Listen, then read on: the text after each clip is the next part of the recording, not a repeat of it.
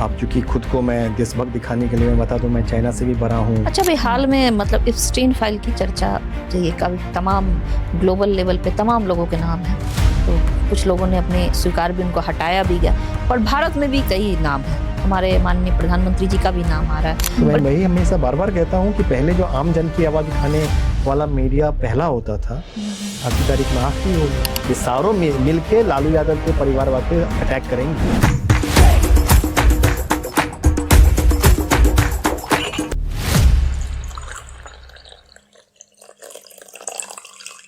नमस्कार, एक बार फिर से आप सभी का स्वागत है। नाम तो आपको याद ही होगा, टी टॉक विद एसपी। आज हमारे साथ है फेमस जर्नलिस्ट, जो जर्नलिस्ट तो हमेशा ही रहेंगे, लेकिन अब ये एनबीटी से बाहर आ चुके हैं, नरेंद्र नाथ मिश्र जी। इनके परिचय पे मैं ज्यादा समय नहीं दूंगी क्योंकि आप सब इनको जानते हैं, तो मैं क्योंकि सवाल बहुत सारे हैं इनसे पूछने के लिए, तो मैं आती हूँ इनके पास सीधे सवालों के लिए। नरेंद्र जी, हमारे शो में आपका बहुत बहुत स्वागत है।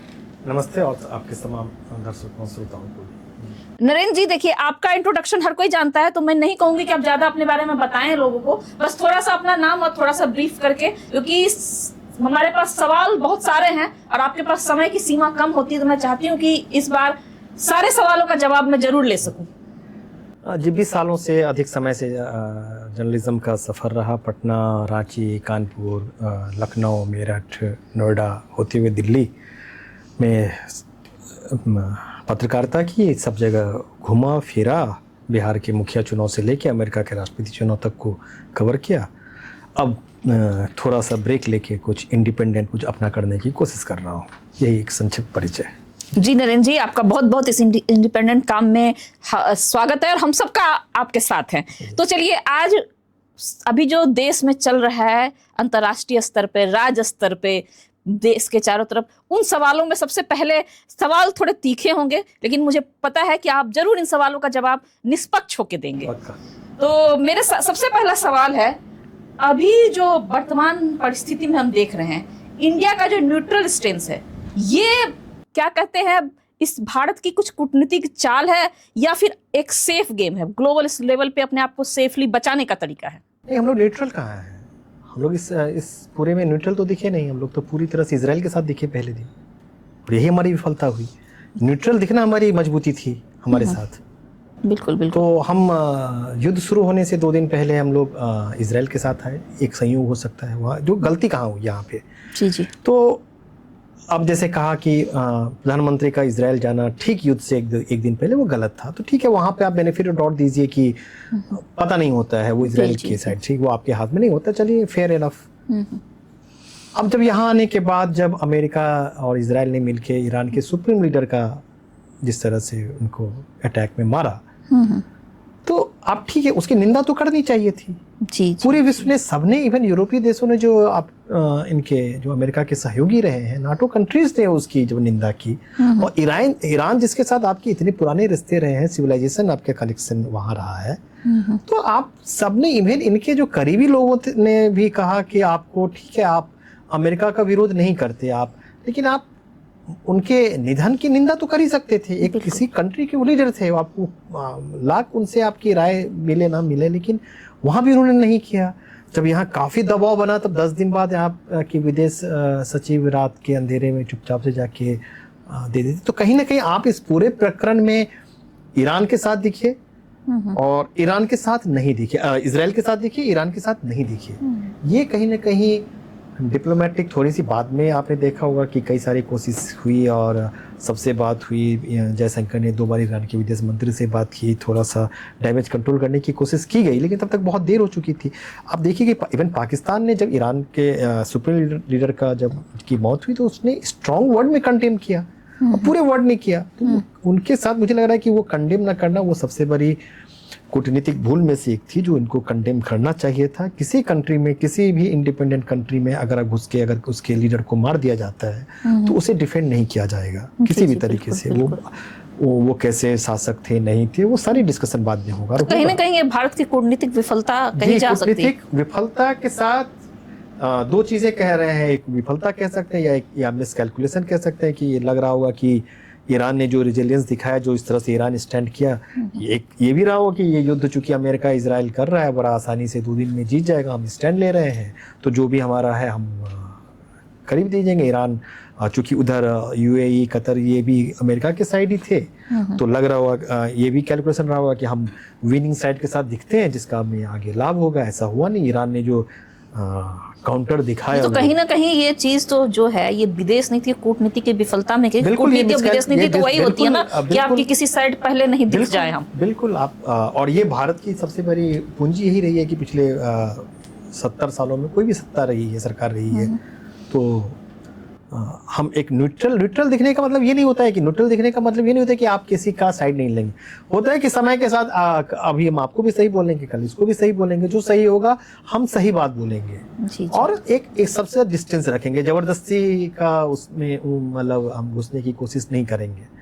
तो ये कहीं ना कहीं भारत, क्योंकि आप कुछ भी कह दीजिए, आप जैसे भी बोल दीजिए, लेकिन जो कल मीटिंग जो इस्लामाबाद में होनी थी उसके लिए आइडियल प्लेस दिल्ली होना चाहिए था। इसमें से आप ठीक है, आप कुछ भी कह लीजिए, आपका बड़ा विवादित हो जाएगा, लेकिन ये इस चीज़ के लिए, और ये अगर 2 महीने का टाइम छोड़ दीजिए, तो ईरान और अमेरिका के लिए अगर आप 2 महीना पहले तक भी अगर किसी से पूछते कि ईरान दोनों कंट्री से कि किस जगह पे आपके लिए सबसे पहली चॉइस इस रीजन में कौन सा जगह होगा बात करने के लिए, तो उनके लिए दिल्ली होता। बिल्कुल। तो उनको सरकार को देखना चाहिए कि 2 महीने में उन्होंने क्या ऐसा किया जो दिल्ली इस लिस्ट से निकल गया। जी जी जी। तो कहीं ना कहीं बहुत बड़ी चूक है कि ईरान जैसा जो जिससे हमारे संपर्क थे, जो कह सकते हैं कि मैत्रीय देश की लिस्ट में सिविलाइजेशन आपका वहां से रहा है, ईरान वो अब हमसे दूर इस्लामाबाद की ओर शिफ्ट हो रहा है। बिल्कुल। आप अमेरिका जो कह रहा था कि सभ्यता समाप्त कर देंगे, अरे तो आपकी सभ्यता क्या है? ईरान की सभ्यता रही है और जिससे हमारा कनेक्शन रहा है आर्यन या बाकी तमाम चीजों में। हिस्टोरिकल देखिए, हिस्टोरिकली हम लोग हमेशा ईरान से काफी करीब रहे हैं और अभी भी जब भी मौका रहा है ईरान हमारे साथ रहा है। ईरान ने कभी भारत के साथ कभी भी मतलब टकराव या। तो आपको क्या लगता है आने वाले समय में जो ये डैमेज हुआ है, क्या ये डैमेज कंट्रोल हो पाएगा या हमारी विदेश नीति? हाँ, कभी भी कोई भी रिश्ता स्थायी नहीं होता है, तो अगर इंटेंट दिखाता है और भारत जिस तरह से, फिर हल्के दिनों में थोड़ी सी डैमेज कंट्रोल करने की कोशिश की गई। अब अगर वो चीजें ठीक होती हैं तो फिर आपने देखा होगा कि ईरान ने जब बीच में जब बयान भी दिया था, तो ईरान एक चीज लगातार कह रहा था कि भारत के लोगों के साथ उनका सालों पुराना संबंध रहा है। वो सरकार का नाम नहीं लेती थी, जी जी जी, भारत के लोगों के साथ लेती थी। तो कहीं ना कहीं वो उसने संदेश देने की कोशिश की कि हमारा आपके साथ एक लॉन्ग रन संबंध रहा है, इसको आप संबंध बनाइए। तो मुझे लगता है कहीं ना कहीं भारत डैमेज कंट्रोल तो क्यों नहीं हो सकता है, वो कभी भी आप कोई भी रिश्ता स्थायी नहीं होता है। जी जी जी, जी। सरकार हो सकता है कि सरकार बदलने का ईरान भी कहीं इंतजार तो नहीं कर रही है। ईरान ईरान ने कहा कि हम भारत की जनता के साथ है और सरकार का उन्होंने नाम नहीं लिया। जब सरकार नहीं है, वो ईरान की तरफ से अगर भारत, वो तब की बात मैं कह रहा हूँ जब भारत ने कोई रिस्पांस नहीं किया था अगले 10 दिनों तक। तो अगर भारत कोई रिस्पांस नहीं कर रहा है, आपका कूटनीतिक संबंध है, तो वो आपके सरकार के साथ कैसा दिखेगी? उनके लिए सुप्रीम लीडर का निधन हुआ था, भारत ने एक स्टेटमेंट नहीं जारी किया था, एक नॉट अ सिंगल स्टेटमेंट। जी जी जी, तो वो कैसे आपके साथ सरकार के साथ दिखेगी? बिल्कुल बिल्कुल बिल्कुल। तो वो स्वाभाविक उनकी तरफ से दिखे, तो ये तो बिल्कुल ही इसमें था। जब 10 दिन के बाद हो गई, तब लगातार दोनों देश की विदेश मंत्री की 4 बार बात हो चुकी है। तो मैं उस दौरान बात कर रहा था कि उन्होंने काफी मैसेज दिया कि आप बेवजह बिना ऐसे ही दूर जा रहे हैं। अच्छा, एक सवाल और है, चाइना का जो एक्सपेंशन है वो दिख रहा है, सबको दिख रहा है। भारत भी कह रहा है कि हम इकोनॉमिक मोर्चे पे काफी आगे बढ़ रहे हैं, एक्सपेंस कर रहे हैं, कुछ चीजें हमें दिख रही है, पर ज्यादा ये स्टेटमेंट में दिख रहा है। और इसकी स्ट्रेटेजी भी है कुछ, आपको क्या लग रहा है? अब देखिए, आप वही होता है ना कि आप अगर आज की तारीख में हर चीज़ को आप राष्ट्रवाद देशभक्ति से आप करें, आप चूंकि खुद को मैं देशभक्त दिखाने के लिए मैं बता दूं मैं चाइना से भी बड़ा हूँ, चाइना से सब कुछ बड़ा है, तो मान लीजिए ठीक है, आप जिसको चाहिए व्हाट्सएप पे दे दीजिए आप आंकड़ा, तो ठीक है हम चाइना से बहुत बड़े हैं हकीकत। लेकिन जो आपको देखना पड़ेगा, आप देखिए कि हम अपनी जीडीपी का कितना खर्च करते हैं एजुकेशन में, चाइना कितना खर्च करता है एजुकेशन में, आप देख लीजिए ना, सिर्फ एजुकेशन देख लीजिए। आप हर साल बजट घटाते हैं, वो हर साल बजट बढ़ाता है। बिल्कुल बिल्कुल। तो लेकिन ठीक है, लेकिन आपको चूंकि व्हाट्सएप पे अगर आप चाहिए एक दो चीजें, एक सच्चाई होती है, एक व्हाट्सएप सच्चाई होती है, तो और वहां पे देशभक्त बना रहना है तो रह लीजिए। लेकिन रियलिटी में अभी अनमैच्ड है, लेकिन अनमैच्ड होने का मतलब ये नहीं होता कि आप उसको कैच नहीं कर सकते हैं। जी जी, चाइना का सफर तो हम लोगों ने अपनी आंखों के सामने देखा कि बिल्कुल बिल्कुल। 25-30 सालों में किस तरह से वो आ गया। आप भी कर सकते हैं, लेकिन आपको अपनी प्रायोरिटी तो सेट आपको करनी क्या लगता पड़ेगी। है वास्तविक कुछ स्ट्रेटेजी है जैसे बयान दिए प्रायोरिटी जाते सेट, हैं? आप प्रायोरिटी आप देख लीजिए, वही तो मैं कह रहा हूँ ना कि अब भी आज की तारीख में आप इंफ्रास्ट्रक्चर, एजुकेशन, हेल्थ, ये सब सेक्टर होते हैं किसी विकसित समाज का। एजुकेशन सबसे प्राइम होता है, प्राइम होता है। इनोवेशन, रिसर्च, आप सब में देख लीजिए कि आपके पास अगर 100 रुपया आपके पास है, आप कहाँ खर्च कर रहे हैं।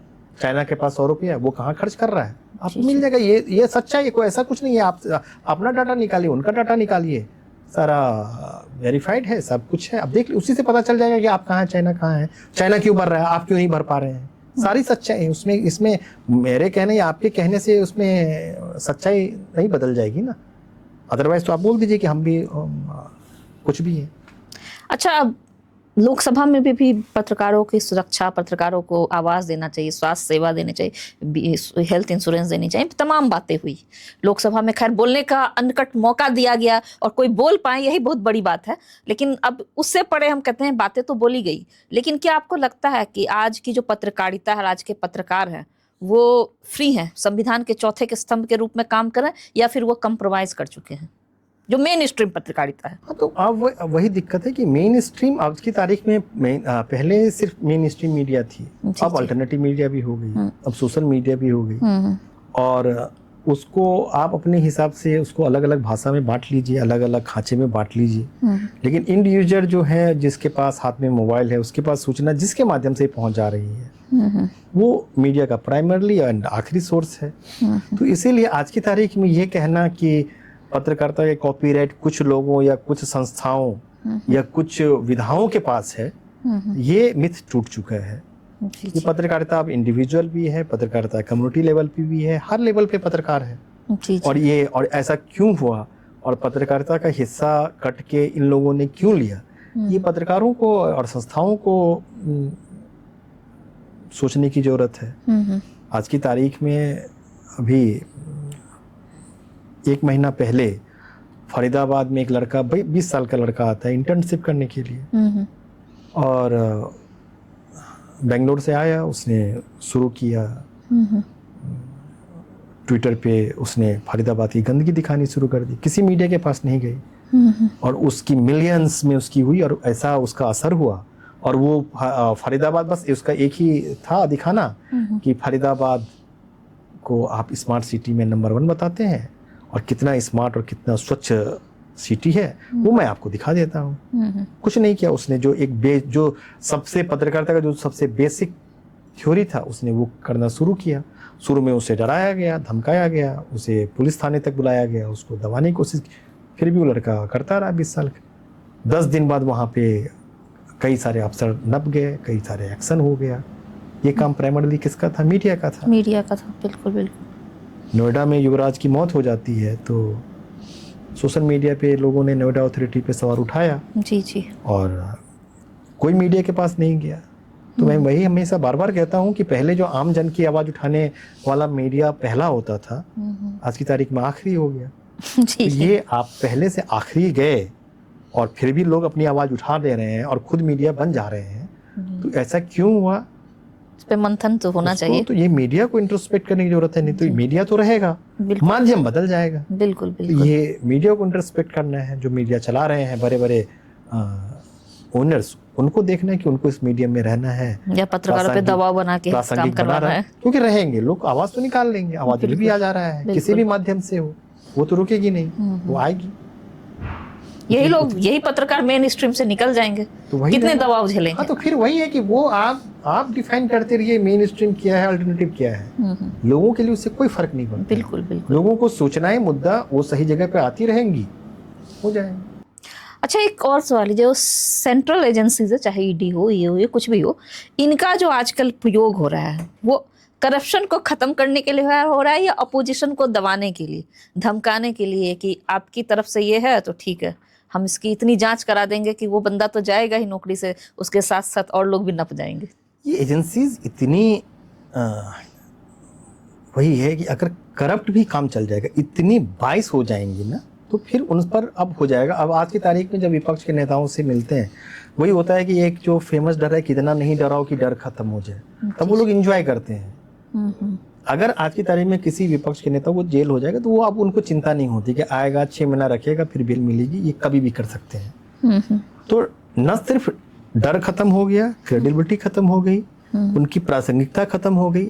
ऐसा नहीं है कि, और ऐसा नहीं कहेंगे कि कोई नेता करप्ट नहीं होता है या करप्शन नहीं है या उसके खिलाफ एक्शन नहीं होना चाहिए, लेकिन जब आपका एक्शन इतना डाइल्यूट हो जाए और इतना बाइस दिखने लगे, तो कई बार आपका जो जेन्युइन एक्शन भी होता है वो भी संदेह के घेरे में आ जाएगी। जी। और ये अच्छी स्थिति नहीं है किसी भी डेमोक्रेटिक सिस्टम के लिए।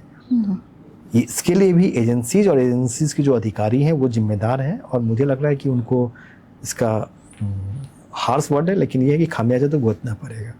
जिस तरह से वो साफ दिख जाते हैं कि होता है कि मतलब आपको बाइसनेस से एक होता है कि छिप के दिखाना, ये लोग सामने से आकर दिखा जाते हैं। अभी जो चुनाव आयोग ने जो कल ट्वीट किया वो टीएमसी को लेकर, जी कोई भी ऐसा, मुझे तो, मैंने उसमें पोस्ट भी किया, मुझे लगा कि कोई गलती से हो गया होगा और कुछ घंटे बाद जब लगेगा उनको कि ये डिलीट हो गया जो कर देंगे, फिर भी डिलीट नहीं हुआ। तो मैंने वही लगा कि इसका मतलब आपने जानबूझ के किया था, और आपको किसी का एक का पक्ष दिखने में कोई शर्म आपको नहीं आ रहा है। जी। तो ये चीजें जो है उनका एक्शन। इस पे एक और सवाल है, अभी पवन खेरा जी तमाम इल्जाम लगा रहे हैं जी। सीएम हेमंत बिस्वा के वाइफ रिंकू भैया के नाम से कि ये पेपर मिले, ये पासपोर्ट मिले, कागज मिले हैं उनका, ठीक है, उनके पीछे पुलिस लगी, उनको पकड़ने में लगी है। वो तो बस बोल रहे हैं कि अब ये है कि असम में आचार संहिता लग चुकी है, इसके बावजूद वो बोल रहे हैं कि जहां भी है उसे पकड़ के सामने लाओ।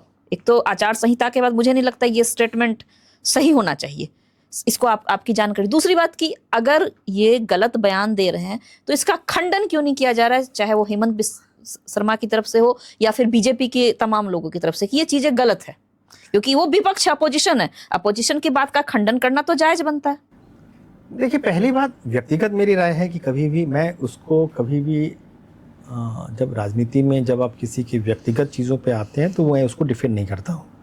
राजनीति में होती है, हर नेता का एक परिवार, हर नेता के बाल बच्चा सबका होता है, और उस पर मैं कभी भी उसको मैं डिफेंड नहीं करता, कोई रहे उसके लिए। लेकिन फिर यहाँ पे जब आया, शुरुआत कहाँ से हुई थी?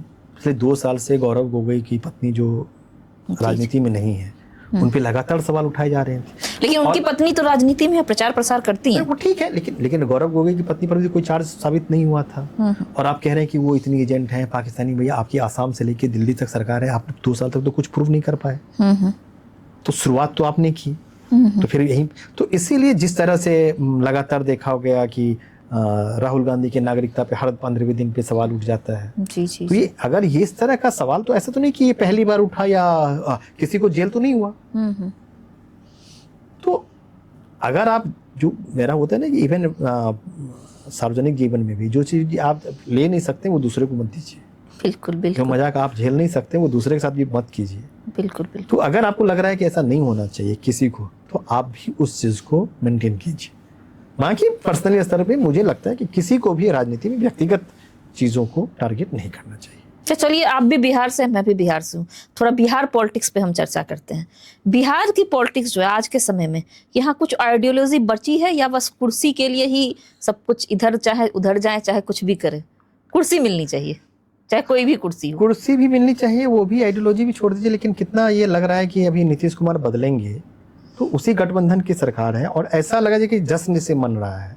तो भैया, ये आप 5 महीना पहले जिसके नाम के, जिसके काम से आप सरकार में आए हैं, जिसको आपने महान बताया, वो उसको कहते हैं कि वो जा रहा है, तो आपको दुख होना चाहिए था ना, वो आपका किसी भी गठबंधन के लिए। बिल्कुल। तो आप ऐसे जश्न का माहौल सा दिखा रहे, मेरा मुख्यमंत्री बनेगा। अभी क्या आपका मुख्यमंत्री नीतीश का, मतलब आप उनको अपना मुख्यमंत्री नहीं मान रहे थे क्या?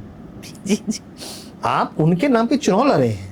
बिल्कुल। और वो भी ऐसा नहीं कि बहुत पहले का होता तो चलिए पीछे, 5 महीना पहले। बिल्कुल। ढंग से। और उनके हटने का जस्ट इसका मतलब कि आप उनको कभी भी मान नहीं रहे थे। तो आपने इसका मतलब जनादेश का भी आपने आप उसको डिफाई कर रहे हैं। जी। आप तो यही कहे ना कि 25 से 30 फिर से नीतीश, आपका नारा था। बिल्कुल। उस नारा को इंडोर्स करते हुए चुनाव लड़ रहे हैं। उस 5 साल के नारे को 5 महीने में ही डाइल्यूट कर दे रहे हैं। ठीक है, चलिए, ये कोई भी गठबंधन का अपना व्यक्तिगत अधिकार है कि वो बदले। बिल्कुल अगर आपको बदलना है तो 1 महीना आप बिहार के लोगों को आप बंधक बना के हम बदलेंगे, 1 महीना पहले आप उनको बोल देते हैं कि आप घोषणा कीजिए मैं 1 महीने बाद बदलूंगा। पूरे बिहार में 1 महीने से कोई काम नहीं हो रहा है। बिल्कुल। कौन सीएम होगा? अच्छा, किसी को अगर एक सीएम जैसे पोस्ट के बारे में आप 1 महीना पहले बोल देते हैं कि ये नहीं रहेगा, कौन काम करेगा? बिल्कुल बिल्कुल। कौन क्या फैसला लेगा? बिहार जैसे स्टेट में 1 साल से 1 महीने से कोई काम नहीं हो रहा है। ऐसे भी पॉलिटिकल कॉलेज बहुत ज्यादा नहीं, वहाँ पे वो है। नहीं, अगर कोई राज्य में एक होता है कि जब मुख्यमंत्री सब चीजें जब बदली जाती हैं तो वो 1 रात पहले ही होता है, ऐसा नहीं होता है कभी भी। बिल्कुल कोई काम अगर किसी को पता है 1 महीने बाद ये मुख्यमंत्री नहीं रहेगा तो कौन फैसला लेगा? उसकी बात कौन मानेगा? सही बात है। पूरे राज्य में 1 महीना को आपने ठप कर दिया तो आपको जनादेश पूरे राज्य में कामकाज को ठप करने के लिए नहीं मिला था। जी आप जी बदलते, आपके पास आपका राइट है, आप चुपचाप से 1 रात में उनको रिजाइन करवाते, अगले दिन आप चुन लेते, फिर काम काज करते। बिल्कुल तो बिल्कुल। आपने बिहार के लोगों को, बिहार के हित को अपने पार्टी के नीचे रख दिया। जी जी आपकी प्राथमिकता बिहार के लोग, बिहार का काम, बिहार में काम रोके, उससे कोई मतलब नहीं है। आपको अनाउंस करने की जल्दी थी कि भैया आप मेरा सीएम होगा, अब बना लो ना आप। जी जी जी। आपको खरमास कहीं जा रहा है तो आपको 1 महीना पहले इसके अनाउंस करने की क्या जरूरत अनाउंस थी? भी खरमास के बाद क्या करना चाहिए। क्या आप कर लेते? कौन हड़बड़ी थी? कौन सा जो उसको हटाना था? जी बिल्कुल क्या नीतीश कुमार आपके लिए इतने बोझ थे? तो 5 महीना पहले 25 से 30 में फिर से नीतीश क्या हो गया?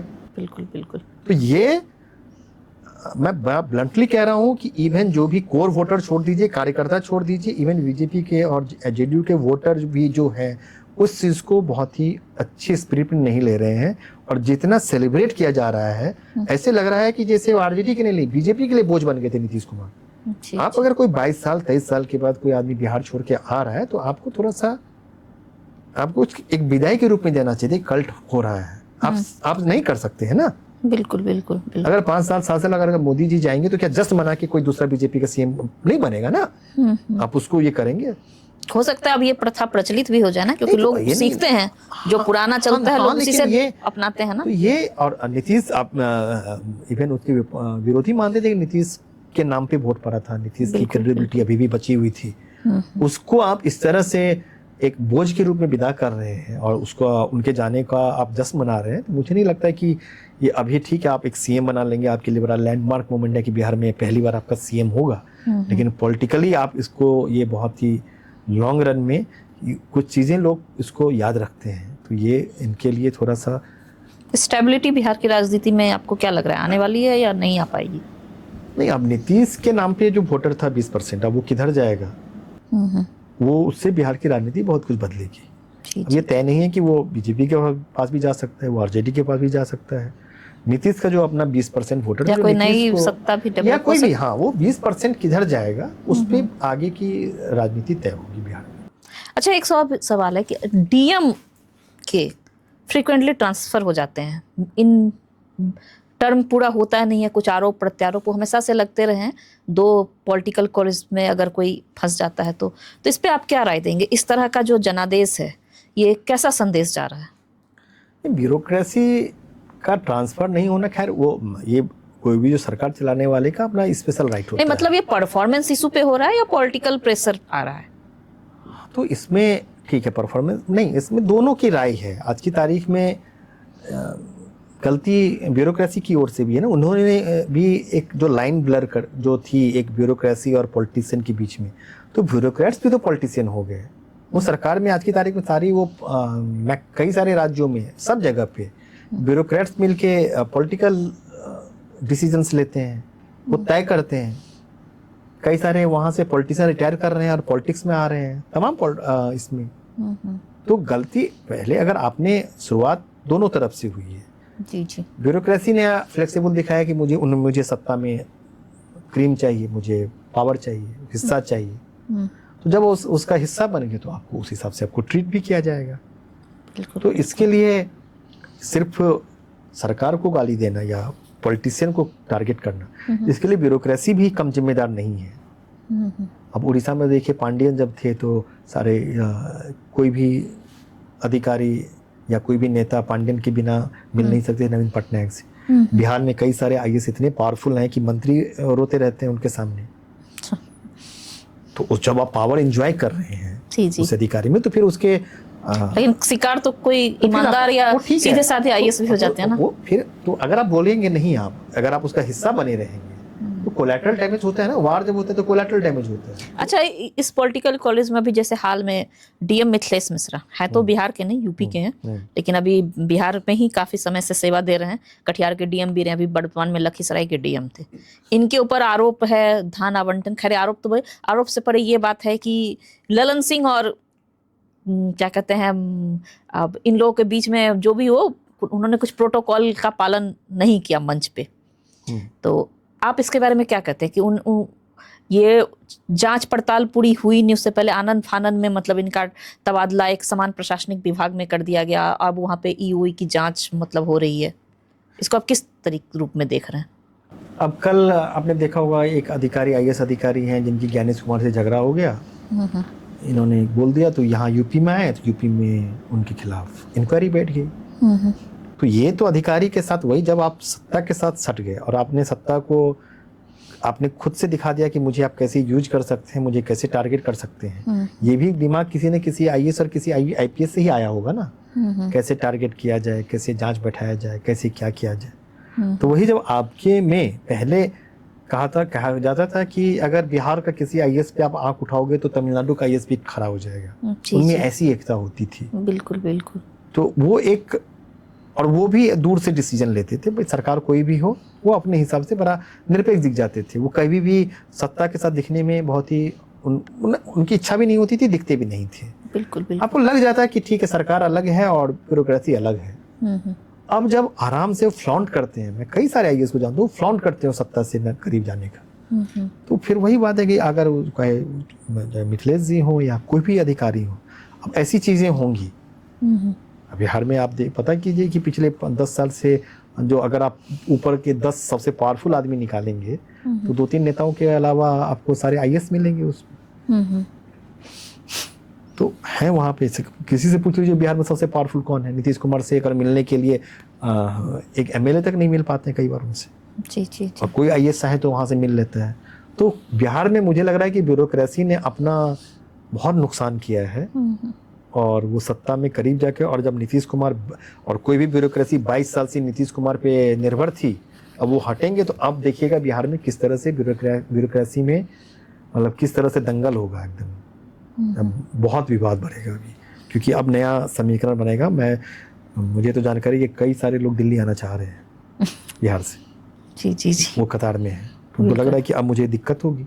बिल्कुल। क्योंकि आप 20 साल तक आप एकदम सत्ता के करीब नीतीश कारण से रहे, अब अचानक आप रिसीविंग इन पे चले जाएंगे, तो फिर इतने दिनों तक आपने जिसको दबा के रखा, वो तो सारी भड़ास आप ही निकालेगा ना। बिल्कुल। अच्छा, एक्स आईपीएस ऑफिसर का अरेस्ट और उनके जो तमाम बयान आ रहे हैं नीतीश कुमार के बेटे निशांत को लेके, तो इसको आप किस तरीके से देख रहे हैं? देखिए, इस तरह का वही, फिर मैं जो आरोप आज की तारीख में लगाना सबसे आसान होता है। आप जब पद पे नहीं होते हैं तो उसकी महत्ता, या अभी आपने देखा होगा गुप्तेश्वर पांडे भी बहुत सारे आरोप लगा रहे हैं। तो इन लोगों ने अपनी गुडविल इतनी खो दी ना। गुप्तेश्वर पांडे हैं, अब वो आप बिहार के डीजीपी थी, अब बतौर डीजीपी रहते हुए उन्होंने अपनी राजनीति के लिए किस तरह से सुशांत सिंह मर्डर को किस तरह से घसीट के दिया, वो मतलब किस तरह से गंदा रूप दिया, कितने करप्ट थे अपने समय में। अब वो आज जाकर कुछ बोलेंगे तो मैं उनकी बात को तो सीरियसली नहीं लूंगा। बिल्कुल। तो ऐसे तमाम अधिकारी, अगर आपने अपने वर्किंग समय में अगर आपने मिसाल नहीं रखी, तो मेरे पास कम से कम रिटायरमेंट के बाद आपकी बातों को मानने या उस पर भरोसा करने की कोई वजह नहीं है। बिल्कुल। तो क्योंकि आप पता है, जैसे गुप्तेश्वर पांडे लगातार पिछले देख रहा हूँ 7 दिन से बहुत सारे आईपीएस पे आरोप लगा रहे हैं।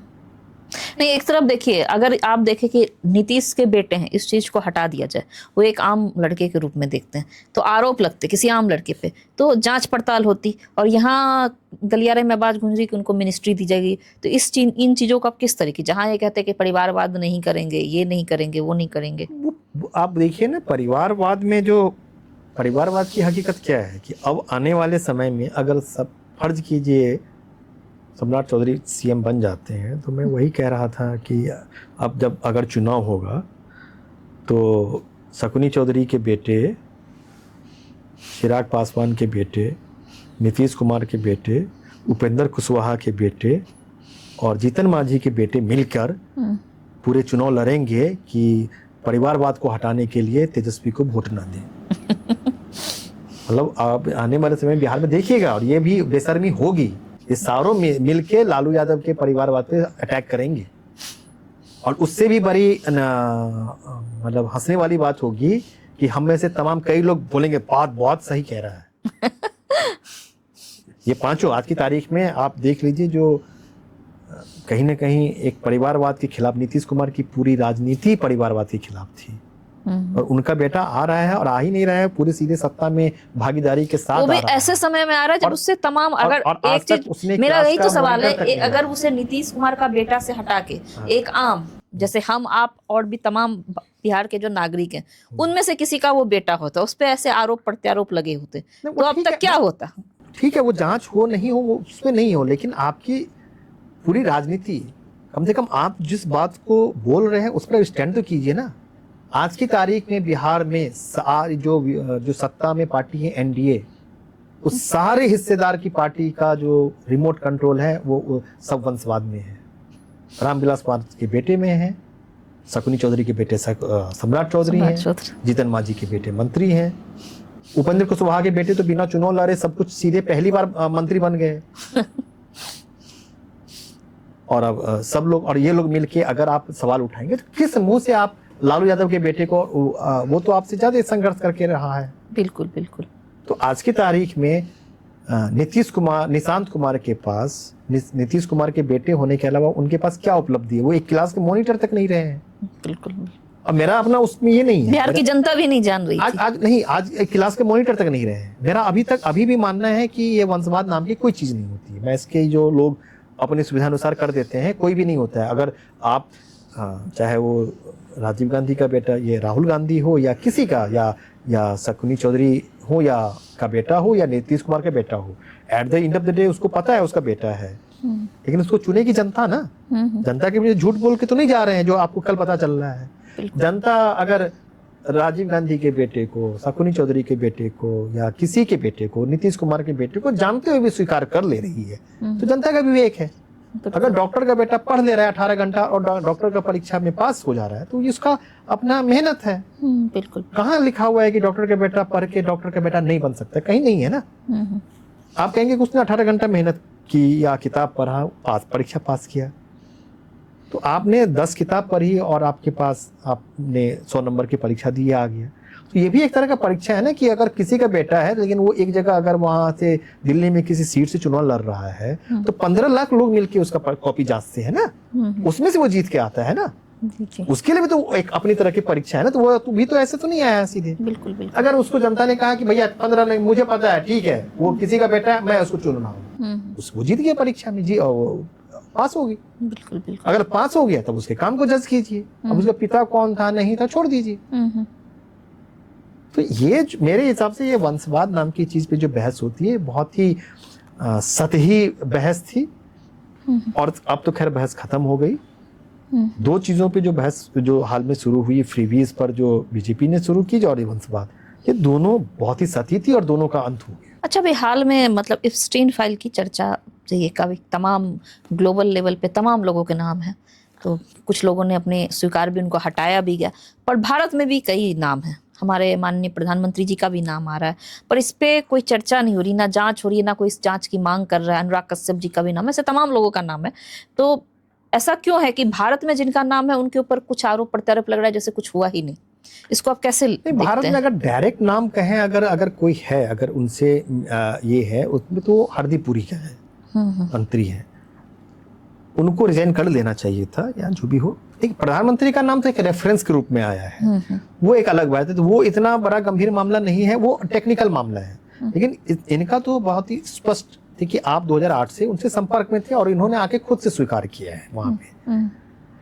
तो लेकिन अब ये बात सही है कि सब जगह पे आप हाँ, ये सवाल तो है कि जब आपके एआई समिट में आपका बिल गेट्स नहीं आते हैं, या उनको मंच नहीं मिलता है, ये तो फिर उसी मंच पे हरदीप पुरी क्यों दिखे? बिल्कुल। तो कम से कम हरदीप पुरी को लेकर इवन चर्चा है कि इनको कंटिन्यू नहीं करना चाहिए था। ये जनरल राय थी और मेरी भी यही रहे, कम से कम हरदीप पुरी का जो मसला है, जब आपका उनका एसोसिएशन पिछले 15 सालों का साबित हो गया, जिसे आपने खुद स्वीकार किया कि मैं इनके साथ संपर्क में रहा हूँ, मिला हूँ, जानता हूँ, ठीक है, मैं उनका कहना कि मैं उनके हिस्सेदार काम में नहीं रहा, तो कई लोग नहीं रहे हैं, लेकिन उन्होंने रिजाइन किया, कई सारे सीईओ हट गए।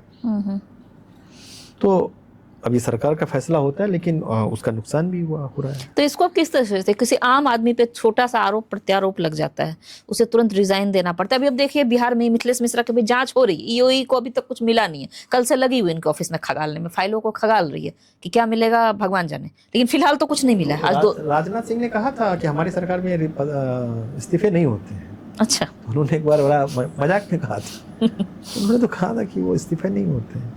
तो मतलब ये इसको कहा जा सकता है ना कि जो पावरफुल लोग हैं, हाँ, ये एक गलत ट्रेंड साबित हो गया है। अब आगे आने वाली कभी भी कोई भी सरकार जब आएगी, तो मुझे लगता है कि वो अब इन सब चीज रिजाइन के चक्कर में नहीं पड़ेगी, हम नहीं हटेंगे, हम मानेंगे नहीं तो आप हटेंगे नहीं, और जनता फिर भी उसी को वोट दिए जा रही है। अब वो बाद में वही देगी, देखो जनता ने वोट दे दिया तो इसीलिए मेरा सबका ये हो गया। तो एक गलत परंपरा, सब चीज को मैंडेट से जोड़ देना और उसके बीच में नैतिकता। अच्छा, इस जनता उनको वोट दी जा रही, इस पे भी एक सवाल है। मैं इस बार बिहार नहीं, मैं उसको कंप्लीट कर लूं कि हम लोगों ने तो शुरुआत में देखा कि कोई आतंकी हमला हुआ और एक दिन में 4 कुर्ता बदल लिए मंत्री जी, उस पर भी रिजाइन लिया गया था। हम लोगों ने तो उस दो दौर भी देखा है कि नैतिकता किस लेवल पे थी कि एक दिन में सिर्फ 4 कुर्ता बदलने का फोटो आ गया। और शायद ये किसी के साथ हो सकता है, अलग अलग, गर्मी है, मान लीजिए बारिश भीग गए, कहीं पसीना आ गया, उस कारण से आपको यहाँ पे रिजाइन लिया गया है। तो नैतिकता तो रही है ना, ऐसा तो उसका मतलब नहीं था।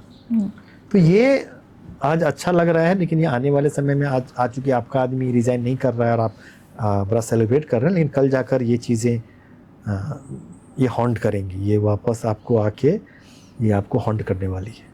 अच्छा, आप भी ग्राउंड लेवल में चुनाव कवर किए हैं, इस बार भी बिहार इलेक्शन आपने भी किया, मैंने भी, पर जो ग्राउंड रियलिटी लगती है, माइक देख के सामने वाला, मुझे जो एहसास हुआ ग्राउंड पे, मुझे ऐसा एहसास हुआ कि सामने वाला जानना चाहता था, पत्रकार हो या नहीं, सामने वाला ये जानना चाहता कौन पार्टी में है, कौन पार्टी का अच्छा, तो ये पूछ के वो अपना जवाब दे रहे थे। अगर आप उसको थोड़ा ट्विस्ट करते तो वो हर तरफ से बोल रहे थे। तो ऐसा नहीं लगता है कि ग्राउंड में जनता जो है वो एक उनको वोट दी होगी, तो फिर आखिर ये वोट मिल कहाँ से रहे? इसके पर आप क्या टिप्पणी देना चाहेंगे? वोट का देखिए, अगर आप इस बार का एक वोट होता है, एक वोट मैनेजमेंट होता है। जी जी। वोट मैनेजमेंट में अगर आप देखें, जिस तरह से इस बार आरजेडी की बहुत बुरी हार हुई सीटों के नंबर के हिसाब से, लेकिन अगर आप वोट देखिएगा तो 39% के आसपास वोट मिला है उसको, ऑलमोस्ट समथिंग 38.6 या उस तरह का। तो 39% वोट कम नहीं होता है। बिल्कुल। वोट तो अच्छा होता है। हाँ, वोट ट्रांसलेट नहीं हुआ, वो सीटों में नहीं हुआ, कई जगह स्प्लिट हो गया। मैनेजमेंट एनडीए का बेहतर रहा होगा या कई सारी चीज़ों में। तो अगर आप देखें तो वोट नंबर वाइज में एकदम एक तरफा मसला नहीं था, जितना सीटों में दिखा। तो उसके पीछे कई सारी चीज़ों पे, एक मशीनरी का उपयोग या एक सरकार में रहने का लाभ, और आप चुनाव से पहले 10,000 रुपया बिहार जैसे जगह पे आप 1 करोड़ महिलाओं को 10,000 देते हैं, तो बहुत बड़ी राशि होती है। जी जी जी। तो तमाम फैक्टर्स था जिसका एक परिणाम सामने दिखा। अच्छा, अभी जो वर्तमान की जो राजनीति जा रही है, या राजनीति नहीं, सिर्फ देख लें जो प्रशासनिक जो चल रही, जो एजुकेशन सिस्टम जो जा रहा है, जिस तरह की शिक्षा व्यवस्था पनप रही है, उसमें आप अपने जमाने की शिक्षा व्यवस्था, आज की शिक्षा व्यवस्था में, और आज की जो राजनीति पनप रही, क्योंकि आप भी राजनीति से भी मुझे लगता है स्कूल टाइम से भी काफ़ी अटैच रहे हैं, तो आपको क्या लग रहा है, ऐसे परिवर्तन आ रहे हैं और हमारा समाज किस ओर जा रहा है? नहीं, एजुकेशन सिस्टम तो कोलैप्स हो रहा है, और इसलिए नहीं कि पहले अच्छा था या अब बुरा था, अब लोगों की पहुंच से दूर हो रहा है। जनसंख्या बढ़ी या वो लोग अधिक पढ़ने लगे, तो उस हिसाब से आंकड़ों में आ जाएगा, सीट अब बढ़ गया या हो जाएगा, ये देख लीजिए। मैं सिर्फ एक एग्जांपल बता रहा हूँ कि जैसे मिडिल क्लास या कई लोगों का सपना होता है कि उनका बच्चा इंजीनियर बने। मान लीजिए, जो हमारे समाज की जो खासियत है कि 80% 90% लोग डॉक्टर इंजीनियर बनना चाहते हैं, उसमें भी अधिकतर लोग इंजीनियर बनना चाहते हैं। उसके लिए एग्ज़ाम होता है जी मेंस की परीक्षा। अब आज की तारीख में जी मेंस की परीक्षा होती है, उसमें अगर 98% परसेंटाइल्स जो कहते हैं वो लाने के बाद स्टूडेंट को अपने हिसाब से अपनी पसंद का कॉलेज नहीं मिलता है। मतलब वो इंडिया के टॉप 2% स्टूडेंट में है और वो एक अपने हिसाब से कॉलेज लेने के लिए तरस रहा है। और उस पर कहीं ना कहीं तब आप क्या सोसाइटी में तुम आईआईटी नहीं किए, तुम टॉप एनआईटीज में नहीं पढ़ रहे हो, तुम कंप्यूटर नहीं पढ़ रहे हो, वो टॉप 2 में स्टूडेंट है, वो क्या करेगा? मैं टॉप 2 की बात कर रहा हूँ। जी जी। अब बाकी जो टॉप 10 या टॉप 4 टॉप 5 वाले कहाँ जा रहे होंगे? तो ये कई बार हम गलगोटिया या लवली यूनिवर्सिटी का मजाक बना देते हैं, ठीक है, उनकी अपनी, मैं उनको डिफेंड नहीं कर रहा हूँ, लेकिन आप यहाँ भी पढ़ने नहीं देंगे और गलगोटिया भी नहीं रहेगा तो वो कहाँ जाएगा? सो आप बता दीजिए। वो क्या करेगा? वो गाँव में जाके घर बैठ जाए? ये भी कॉलेज नहीं होगा। मैं इनमें सुधार की बहुत गुंजाइश है। मैं ये जस्ट कह रहा हूँ कि आप परीक्षा लेते हैं जी जी, और आपका कोई 95 परसेंटाइल का स्टूडेंट है, वो 95 मतलब क्या हुआ? वो देश का टॉप 5% है, बिल्कुल 95% से नीचे है। उसे आप देश में एक ढंग की कॉलेज नहीं दे रहे हैं पढ़ने के लिए। ढंग का मतलब कि जो उसकी चॉइस हो। कायदे से टॉप 2 वालों को तो सब हर जगह अपनी पसंद के अनुसार मिल जाना चाहिए। बिल्कुल बिल्कुल। तो आप अगर उसको एक ढंग का कॉलेज नहीं दे रहे हैं और जब वो गलगोटिया नहीं जाएगा, एमईटी नहीं जाएगा या कर्ज लेके कुछ ऐसा नहीं करेगा, वैसा क्या करेगा? आप बताइए ना, विकल्प क्या है उसके लिए? हंसना आसान होता है, बिल्कुल, विकल्प की बात कीजिए। और बोलते हैं कि यूथ जो है, यूथ पावर है, हम यूथ को तो इसीलिए आगे खास करके हमारे एजुकेशन सिस्टम के फ्लॉज, जिस तरह से कोचिंग का मैनिपुलेशन हो रहा है, बहुत है। मेरे हिसाब से एजुकेशन सिस्टम एक ऐसा एक यहाँ पे मुझे ये लग रहा है कि एक बहुत बड़े रेवोल्यूशन की ज़रूरत है एजुकेशन सिस्टम में। अगर ये सुधार रेवोल्यूशन नहीं हुआ तो ये खोखला कर देगा सिस्टम को। और कहाँ जाएंगे इसके, मतलब ये आप इसको प्रीएम्प्ट कीजिए, ये आने वाले बहुत बड़े खतरे की आहट है अगर इसे दूर नहीं करते हैं। अगर आप देश में 98% लाने वाले स्टूडेंट को कहीं ना कहीं आप फेल्योर बता रहे हैं तो समझ लीजिए कि आप बहुत बड़ी मुसीबत में है। आने वाली जनरेशन बहुत एक गलत दिशा में जाएगी। इसे आप चेतावनी भी समझ बिल्कुल। सकते ऐसे हैं। पढ़े लिखे जो तो उनके पास दिमाग होता है, अगर उनको सही प्लेटफॉर्म नहीं मिले तो ऑब्वियस सी बात है ये जो यूथ है कहीं ना कहीं कुछ गलत रास्ते को अपनाएंगे। रोजगार तो सबको चाहिए, कुछ तो करना ही है इनको। नहीं, मैं ये कहने वाली बात है कि स्टार्टअप किए हैं। अच्छा, इसको भी इस तरीके से देखे, जो स्टार्टअप किए हैं, ये किए हैं, रोजगार के हमने तमाम, तो इसको आप किस तरीके देखे? जितनी बातें बोली जा रही, क्या उतने स्टार्टअप, उतने रोजगार के वो बिजनेस का दिख रहे मौका हैं? है क्या? मुझे एक लड़का है जो यूके का है, वो पिछले 1 साल से हमारे संपर्क में है, वहाँ पढ़ाई किया। वो बिहार में एक एग्री प्रोडक्ट खोलना चाहता है, वहाँ से वो इन्वेस्टर भी वो लाने वाला है। उसके पास फ्रांस का इन्वेस्टर है, ब्रिटेन से पढ़ा हुआ है। उसको अपने पटना में, बिहार में उसको अपना कुछ एग्रीकल्चर में काम करना है। और पिछले 1 साल से वो हमसे संपर्क कर रहा है कि कुछ जीएसटी का नंबर में मिलने में दिक्कत हो रही है। वो ब्यूरोक्रेटिक हर्डल ही पार नहीं कर पा रहा है बिहार में, तो बिजनेस क्या करेगा? और यहाँ पे कितनी बार, और अभी लास्ट बात हुई तो वो कह रहा है कि अब मैं, अगर कुछ नहीं होगा तो मेरी एक नौकरी पेरिस में लग गई है, मैं वहाँ चला जाऊँगा। तो लूज़र कौन होगा? जी जी। तो वहाँ भी अगर कोई काम करने जाता है, यहाँ पे आपके पास कोई बैकिंग नहीं है, कोई सिफारिश नहीं है, तो आपके पास, आपको बिजनेस करना आपके लिए कितना कठिन होगा। वो किसी भी आप जो कर रहे हैं तो उनकी पीड़ा को कभी अकेले बंद कमरे में पूछ लीजिए, रोने लगेंगे। तो अच्छा, ये एक सवाल और है कि जो बार बार ये नैरेटिव दिया जा रहा है कि हम ग्लोबली बहुत तरक्की कर रहे हैं, हम जो है सुपर पावर बनने वाले हैं, तो इसको आप किस तरीके से देख रहे हैं? क्या आने वाले समय में हम उस सुपर पावर तो नहीं, कम से कम उस राह की ओर बढ़ने के कुछ चांसेस हैं? बिल्कुल, अगर हम ग्लोबल पावर में हैं तो सबसे पहले हम देखना चाहेंगे, अगर मेरी पहचान क्या है अमेरिका में, वो ठीक है, वो बाद की बात है और होना भी चाहिए, और हमारी इच्छा भी है, आपकी भी इच्छा है, हमारी भी इच्छा भी ग्लोबल पावर बने हम।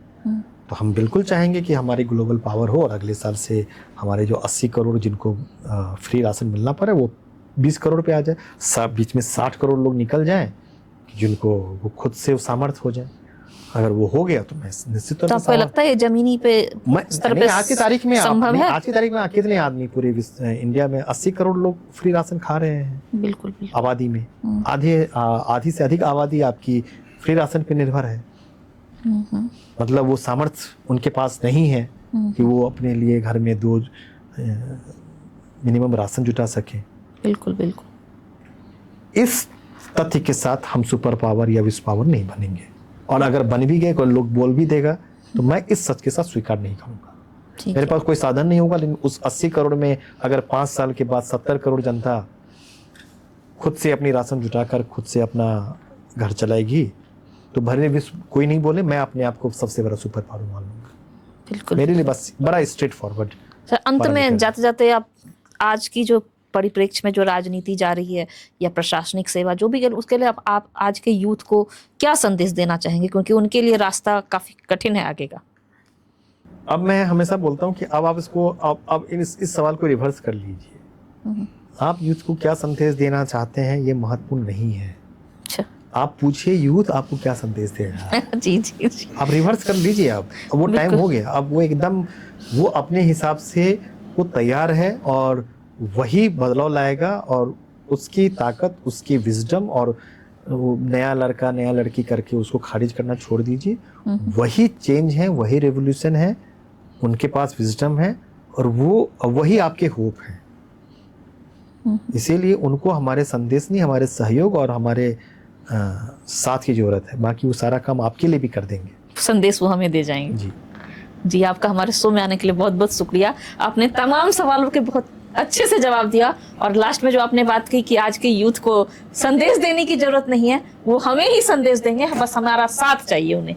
तो बहुत बहुत शुक्रिया हमारे शो में आने के लिए। बहुत बहुत धन्यवाद।